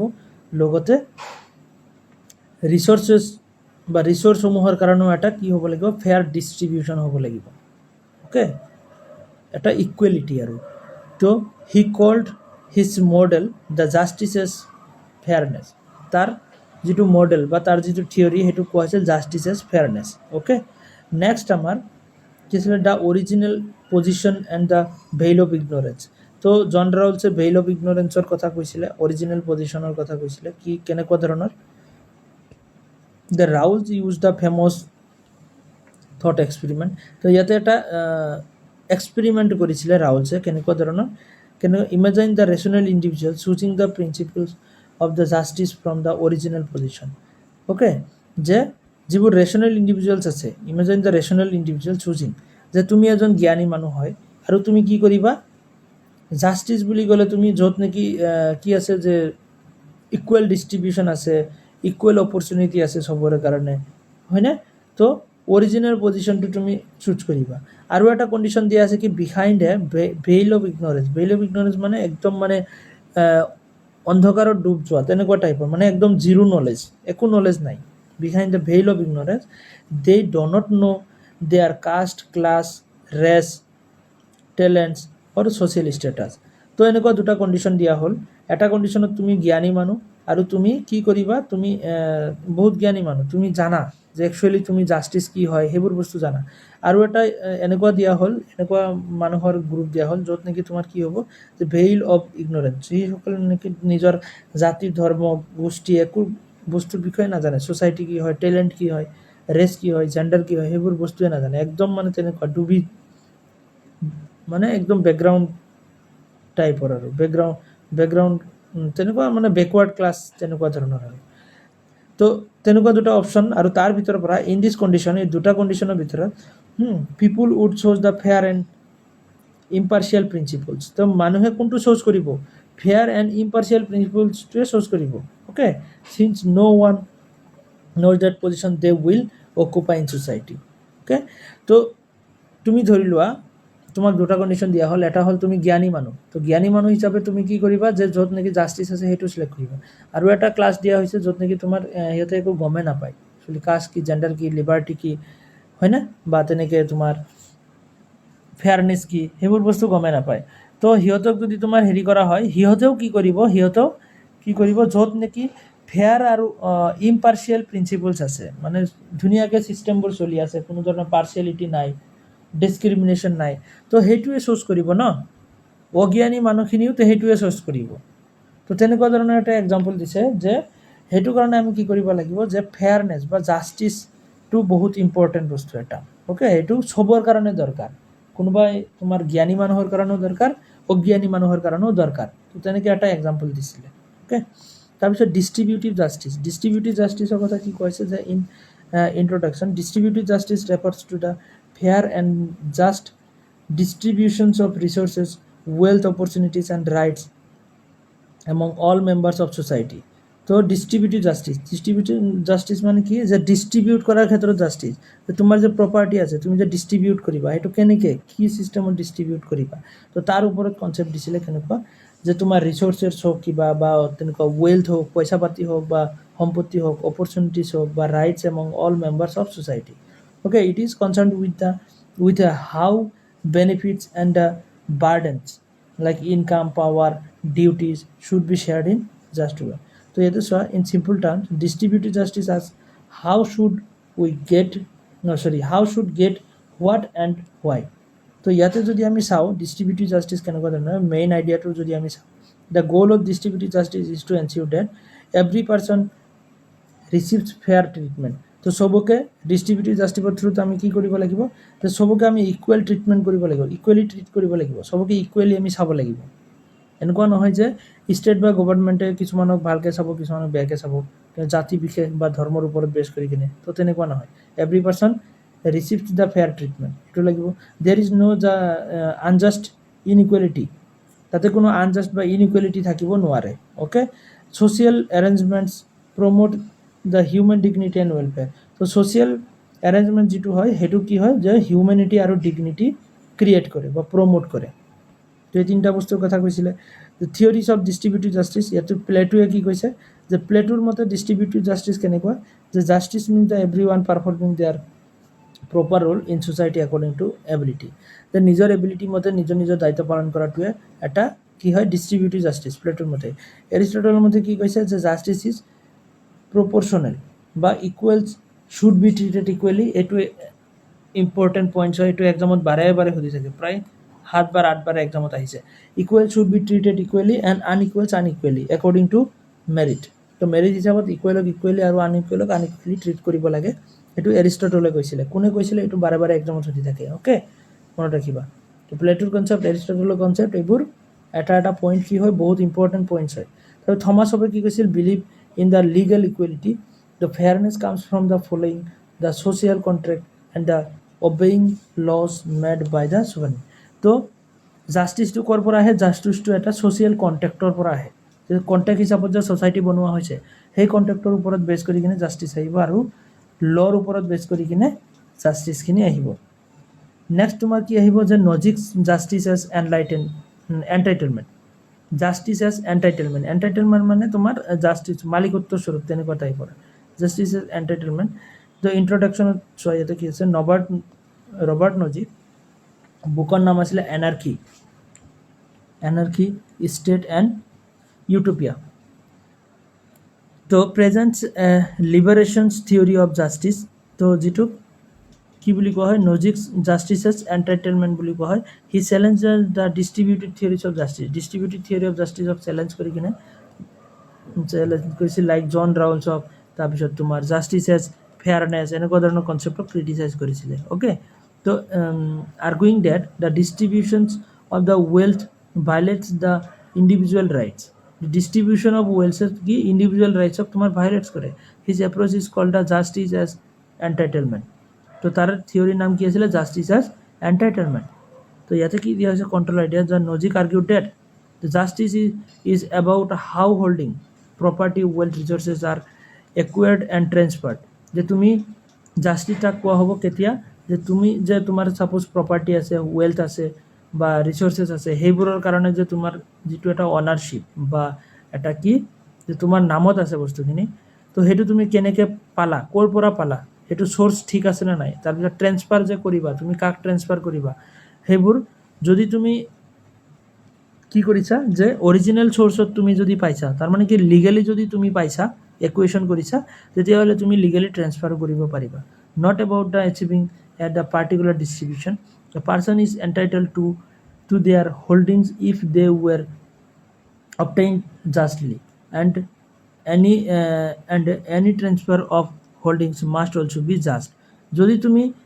জাষ্টলি পাইছা, জাষ্টলি মানে কি তুমি যদি লিগেলি পাইছা, ফৰ এক্সাম্পল তুমি অকণমান মাটি পাইছা তোমাৰ দেউতাৰ পৰা, সেইটো তুমি লিগেলি পাইছা, ফ'ৰ্চফুলি লোৱা নাই, আৰু তাৰ ডকুমেণ্টছো আছে তোমাৰ লগত, আৰু তুমি ইচ্ছা কৰিলে তোমাৰ ল'ৰা ছোৱালীক দিব পাৰা সেইখিনি, তো সেইটো এটা কি হ'ব যে জাষ্টলি তুমি পাইছা আৰু সেইটো তুমি ট্ৰেন্সফাৰ কৰিব পাৰিবা, হয়নে? Distribution is just if everyone is entitled to the holdings they passes under the distribution. Okay, distribution through তেনেকৈ যদি লিগেলি যদি তুমি পাইছা, তেতিয়াহ'লে তুমি পিছত আকৌ সেইটো ডিষ্ট্ৰিবিউট কৰিব পাৰিবা। এনেকুৱা নহয় যে তোমাৰ হাতত কি আছে, যে তোমাৰ প্ৰপাৰ্টি আছে আৰু তুমি ইচ্ছামতে যাকে তাকে ডিষ্ট্ৰিবিউট কৰিব পাৰিবা। তো সেই তোমাৰ হাতত যে প্ৰপাৰ্টি আছে, তো সেইখিনিতো তোমাৰ লিগেলিও ইলিগেল প্ৰপাৰ্টিও হ'ব পাৰে, হয়নে? তো লিগেলি যদি তুমি পাইছা, তেতিয়াহ'লে তুমি লিগেলি ডিষ্ট্ৰিবিউট কৰিব পাৰিবা, তেনেকুৱা ধৰণৰ এটা কথা কৈছে। 3 প্ৰিন্সিপলছৰ কথা কৈছে। জাষ্টিছ ইন ইকুৱেশ্যন, ইকুৱেশ্যনৰ ক্ষেত্ৰত জাষ্টিছ, ইকুৱেশ্যন মানে কি তোমাৰ যেতিয়া তুমি প্ৰপাৰ্টি এটা তুমি পোৱা, okay, how people first acquire the property legitimately, তুমি যে প্ৰপাৰ্টিটো পালা, সেইটো তুমি ক'ৰ পৰা কেনেকৈ পালা? Example mixing labour with the unwanted resources. তো ইয়াতে চোৱা, must not violate others right. তো তুমি এটা প্ৰপাৰ্টি কি বেলেগৰ ৰাইটছ তুমি মাৰি কিনে তুমি প্ৰপাৰ্টি একুৱেৰ কৰিব নোৱাৰা, বেলেগৰ মাটি এটা তুমি এনেই মিছাতে দখল কৰিব নোৱাৰা, তেনেকুৱা টাইপৰ। জাষ্টিছ টু ট্ৰেন্সফাৰ, যে তুমি যদি লিগেলি তোমাৰ অনাৰশ্বিপটো লৈছা, তোমাৰ অনাৰশ্বিপ আছে, তো তুমি ট্ৰেন্সফাৰো কৰিব পাৰিবা। Okay, how holdings are transferred from one person to another, বেলেগলৈ তুমি ট্ৰেন্সফাৰ কৰিব পাৰিবা। অ'কে, ভলুণ্টাৰী এক্সচেঞ্জ হ'ব লাগিব, তাৰপিছত কি গিফ্টছ বা ইনহেৰিটেন্স হ'ব লাগিব। যে তুমি যে প্ৰপাৰ্টিটো পাইছা, ভলিউণ্টাৰী এক্সচেঞ্জ মানে স্বজ্ঞানে যেতিয়া এক্সচেঞ্জ কৰে, যে তুমি মাটি দিছা, সি আকৌ তোমাক বেলেগ এটা মাটি দিছে, তো তেনেকৈ এক্সচেঞ্জ কৰিব পাৰিবা। বা গিফ্ট হিচাপত তুমি পাইছা, যে তোমাৰ আইতাই বা তেনেকৈ ককাই তেনেকৈ তোমাক কিবা এটা প্ৰপাৰ্টি বা মাটি দিছে, তো সেইখিনি ল'ব পাৰিবা। অ'কে, তো তেনেকুৱা ধৰণৰ কি হয় যে তুমি তেনেকৈ যদি মালিকত্ব পাইছা তাৰ পৰা, তো সেইটো বস্তু তুমি কি কৰিব পাৰিবা? ট্ৰেন্সফাৰ কৰিব পাৰিবা, যদি তুমি লিগেলি। Transfer must be transfer must be consensual and the voluntary. তো ভলিউণ্টাৰী হ'ব লাগিব, মানে স্বজ্ঞানে, মানে তেনেকুৱা ধৰণৰ হ'ব লাগিব। ভলিউণ্টাৰী মানে কি? ভলিউণ্টাৰী আৰু নন ভলিউণ্টাৰী মানে নজনাকৈ, আৰু ভলিউণ্টাৰী মানে জনাকৈ, মানে স্বজ্ঞানে, সুস্থ জ্ঞানে, তেনেকুৱা ধৰণৰ হ'ব লাগিব। জাষ্টিছ ইন ৰেটিফিকেশ্যন, যে how the correct past injustice in equation for transfer, যে তুমি ইনকাৰেক্টলি যদি তুমি কৰিব পৰা, ফৰ এক্সাম্পল তোমাক কোনোবাই মোবাইল এটা চুৰি কৰি কিনে তোমাক দি আছে, যে তোমাৰ তাতে বেছি আছে, যে আইফোন এটা তোমাৰ 50,000 আইফোন 5,000 বেছি আছে, তুমি সেইটো বস্তু তুমি কি কৰিব নোৱাৰা, যে তুমি যে কিনি ল'বা, সেইটো এটা জাষ্টিছ নহ'ব। জাষ্টিছ ইন ৰেটিফিকেশ্যন, যে সেইটো পাষ্ট তুমি চাব লাগিব, একচুৱেলি ক'ৰ পৰা যোন একচুৱেলি মালিক হয়, সি তোমাক দিয়ে, তোমাৰ তাতে বিক্ৰী কৰি আছে নে নাই, তুমিতো কিনি ল'বা, বাট তুমি সেইটো মালিক হ'ব নোৱাৰা, তেনেকুৱা ধৰণৰ এটা concept. Okay, how to correct the past injustice in equation to transfer. তো সেইটো তুমি কেনেকৈ ঠিক কৰিবা? ফৰ এক্সাম্পল তোমাৰ থিফ্ট বা ফ্ৰডে তেনেকৈ কি কৰিছে, unfair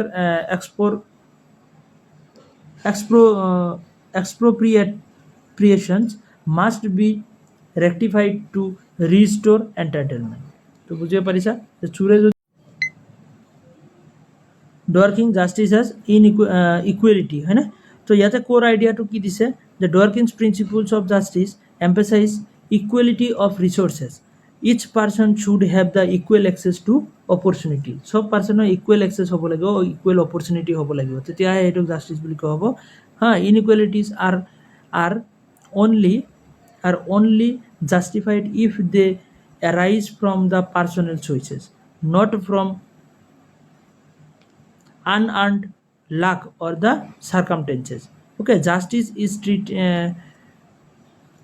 treating people as the equals in terms of that they can do their lives not merely term of the legal rights তো ইয়াতে জাষ্টিছ বুলি ক'লে কি হ'ব যে এনেকুৱা ধৰণৰ justice treating the people equals in terms of what they can do in their lives okay not merely in terms of legal rights তো ইয়াতে জাষ্টিছ বুলি ক'লে যে তোমাৰ কিছুমান ইয়াতে অকণমান ফ্ৰীডমৰ কনচেপ্টটো আহি যায় এনেকুৱা যে inequalities are only justified if they are raise from the personal choice যদি তোমাৰ ইয়াতে ফ্ৰীডমটো তোমাৰ থাকিবই তো ফ্ৰীডম হিচাপত তোমাৰ কিছুমান পাৰ্চনেল চইচত যদি তুমি কাম কৰা হা যে তোমাৰ এইটো ভাল লাগে তো তুমি সেইটো কৰিলা এইটো ভাল নালাগে নকৰিলা তো সেইটো জাষ্টিছ নহ'ব পাৰে নট ফ্ৰম দ্য আনআৰ্নড লাক অৰ চাৰ্কামটেঞ্চেছ এনেকুৱা নহয় যে তুমি তোমাৰ চবতে প্ৰফিটে হ'ব লাগিব বা প্ৰফিট নোহোৱাকৈ তুমি একো কামে নকৰা তো সেইটো তোমাৰ জাষ্টিছ নহ'ব অ'কে জাষ্টিছ হ'বলৈ তুমি কেনেকুৱা ধৰণৰ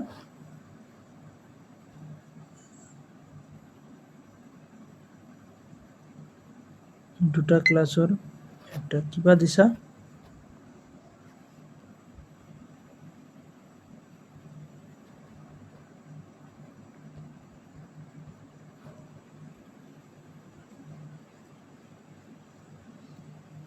ओके तो তো জাষ্টিছ মানে কেনেকুৱা ধৰণৰ যে তোমাৰ পাৰ্চনেল চইচৰ ওপৰত বেছ কৰি কিনে যে তুমি কিবা এটা কৰিবা সেইটো তোমাৰ জাষ্টিছ নহ'ব অ'কে তো ইয়াতে তেনেকুৱা যে নিজৰ প্ৰফিটৰ কাৰণে কিবা কাম কৰিবা খালি প্ৰফিটৰ ওপৰত চাই কিনে তো সেইটো তোমাৰ তেনেকুৱা ধৰণৰ জাষ্টিছ নহ'ব তাৰপিছত অমৃতা সেনে কি কৈছে অমৃতা সেন গ্ল'বেল জাষ্টিছৰ কথা কৈছে যে ইণ্ট্ৰডিউচ দ্য অমৃতা সেন ইণ্ট্ৰডাকশ্যনটো চোৱা কেনেকুৱা ধৰণৰ যে Indian Economist philosopher is known for his work on the welfare development and justice তো ইয়াৰ বুক আছিলে এইকেইটা তো সেন্স কনসেপ্ট অফ গ্লোবেল জাষ্টিছৰ কথা কৈছিলে mobs beyond the national boundaries emphasizing the human well-being and capabilities rather than formal equality of resources so his key work induced the development of freedom and the essay to global justice and human rights তো core idea কি আছিলে চোৱা ইয়াতে আমি গম পাম actually কি কৈছিলে হা Amartya Sen defines the justice in terms of human কেপেবিলিটিছৰ ওপৰত জাষ্টিছটো তোমাৰ কি হ'ব ডিফাইন হয় তো justice is not only about the rights or distribution of resources justice মানে এনেকুৱা নহয় জাষ্ট ৰাইটছ আমাৰ ৰাইটছখিনি পোৱা বা ডিষ্ট্ৰিবিউশ্যন অফ ৰিচোৰ্চেছ সেইখিনিয়ে জাষ্টিছ নহয় but about the what people are actually able to do or be their real opportunities to lead a flourishing life মানে কেনেকুৱা ধৰণৰ জাষ্টিছ মানে এনেকুৱা নহয় যে ইকুৱেল ডিষ্ট্ৰিবিউশ্যন বা ৰিচোৰ্চেছখিনিৰ ইকুৱেল ডিষ্ট্ৰিবিউশ্যন তেনেকুৱাই নহয় জাষ্টিছ মানে এনেকুৱা ধৰণৰ যে একচুৱেলি তুমি তোমাৰ লাইফত কি কৰিব পাৰিবা তাৰ কাৰণে এটা ফ্ৰীডম দিয়া অ'কে যে about the what people are actually able to do or be কি কৰিব পাৰিবা কি বনিব পাৰিবা তোমাৰ লাইফত okay they are real opportunities তাৰ কাৰণে এটা যে ৰিয়েল অপৰচুনিটি দিয়া তোমাক সুবিধা দিয়া তো তোমাৰ লাইফত যে তুমি সেইটো কাম কৰিব পাৰিবা তাৰ কাৰণে তোমাৰ উৎসাহ দিয়া বা তেনেকুৱা ধৰণৰ এটা অপৰচুনিটি বা সুবিধা দিয়াটোৱে এটা জাষ্টিছ অ'কে সেইটো কোৱা হয় জাষ্টিছ এইটো গ্ল'বেল জাষ্টিছ বুলি কোৱা হয় all just just society is one that expands people's capabilities যে জাষ্ট ছ'চাইটি সেইটোকে কোৱা হ'ব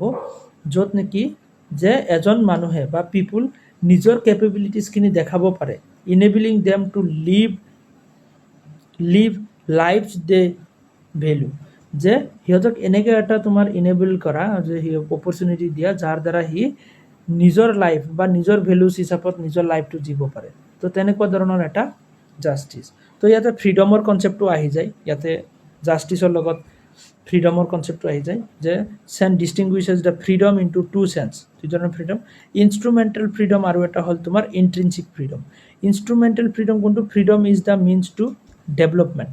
freedom is a means to development তোমাৰ যে ইয়াৰ ডেভেলপমেণ্টৰ কথা কোৱা হ'ল নিজৰ ইচ্ছামতে তুমি ডেভেলপ হ'বা তো তাৰ কাৰণে যিটো ফ্ৰীডম সেইটো the people political rights access to education health care economic resources power people তো এনেকুৱা ধৰণৰ যিবোৰ ৰাইটছ হয় বা ফ্ৰীডম হয় সেইবোৰ হ'ল তোমাৰ ইনষ্ট্ৰুমেণ্টেল ফ্ৰীডম আৰু ইন্ট্ৰিনচিক ফ্ৰীডম কোনটো freedom is an end in itself okay living freely is valuable beyond the material gains যে ফ্ৰীডম কেনেকুৱা যে তুমি ফ্ৰীলি জীয়াই থাকিব পাৰা okay valuable beyond the material gains নোহোৱাকৈ বা সেইবোৰৰ প্ৰতি কোনো ধৰণৰ আশা আকাংক্ষা নকৰাকৈ যে যিটো তুমি ফ্ৰীলি লাইফ জীৱ বিচাৰা সেইটো for example the ability to participate in social and political life okay freely তুমি কি কৰিব পাৰা যে এটা ছ'চিয়েল বা পলিটিকেল লাইফত তুমি তেনেকৈ পাৰ্টিচিপেট কৰিব পাৰা মেক পাৰ্চনেল চুইচ নিজৰ পাৰ্চনেল চুইচ বা এনজয়মেণ্ট কৰিব পাৰা অ'কে তো সেইবোৰ হ'ব তোমাৰ ইন্ট্ৰিনচিক ফ্ৰীডম নেক্সট হ'ব তোমাৰ কি capability refers to the actual opportunities তো আমাৰ জাষ্টিছৰ ক্ষেত্ৰত ফ্ৰীডম আৰু কেপেবিলিটি দুটা কনচেপ্ট আহে যে তোমাৰ কেপেবিলিটি কিমান capability refers to the actual opportunities or real freedoms the people have to do achieve the valued functioning যে তোমাক এনেকুৱা এটা অপৰচুনিটি দিয়া হ'ব যে তুমি একচুৱেলি কি বনিব পাৰা সেইটো কাৰণে এটা ফেচিলিটি দিয়া বা অপৰচুনিটি দিয়া অ'কে তেনেকুৱা ধৰণৰ the functioning and capability functioning মানে কেনেকুৱা যে the doing and the beings people can achieve for example being healthy educated and employed তো এইবোৰ হ'ব ফাংচনিং আৰু কেপেবিলিটি কি the freedom okay the ability to achieve this ফাংচনখিনি এচিভ কৰিবৰ কাৰণে যিটো এটা ফ্ৰীডম তো ফাংচনিং হ'ল realize the achievements and capability that means অপৰচুনিটিছখিনি okay for example two people have the same income but one is sick and or discriminated again তাৰপিছত কি আছে only one healthy person can convert the resources into the real well-being okay এইবোৰ হ'ল example তো আমি গম পালোঁ যে যিটো অমৃতা সেনৰ তোমাৰ গ্ল'বেল জাষ্টিছটো মানে এটা অপৰচুনিটি দিয়া যে তোমাৰ লাইফত তুমি কিমান কি কৰিব পাৰা তাৰ কাৰণে এটা সুবিধা দিয়া সেইটো এটা তোমাৰ কি জাষ্টিছ তো আমাৰ ইয়াতে এটা পাৰ্ট কমপ্লিট হ'ল নেক্সট ক্লাছত আমি আৰু এটা পাৰ্ট ডিছকাছ কৰিম বুজিব পাৰিছানে কিবা ডাউট আছে পাৰিছানে বুজিব কোন আছা ঠিক আছে তো আমি নেক্সট ক্লাছত আকৌ আৰু এটা পাৰ্ট ডিছকাছ কৰিম স্যার এমসিকিউ দি দিব হয় এমসিকিউ মই দি দিম তোমালোকক টপিক ৱাইজ মই এমসিকিউ দি দিম লাষ্ট ক্লাছখিনিতো মই তেনেকৈ দি দিম হয়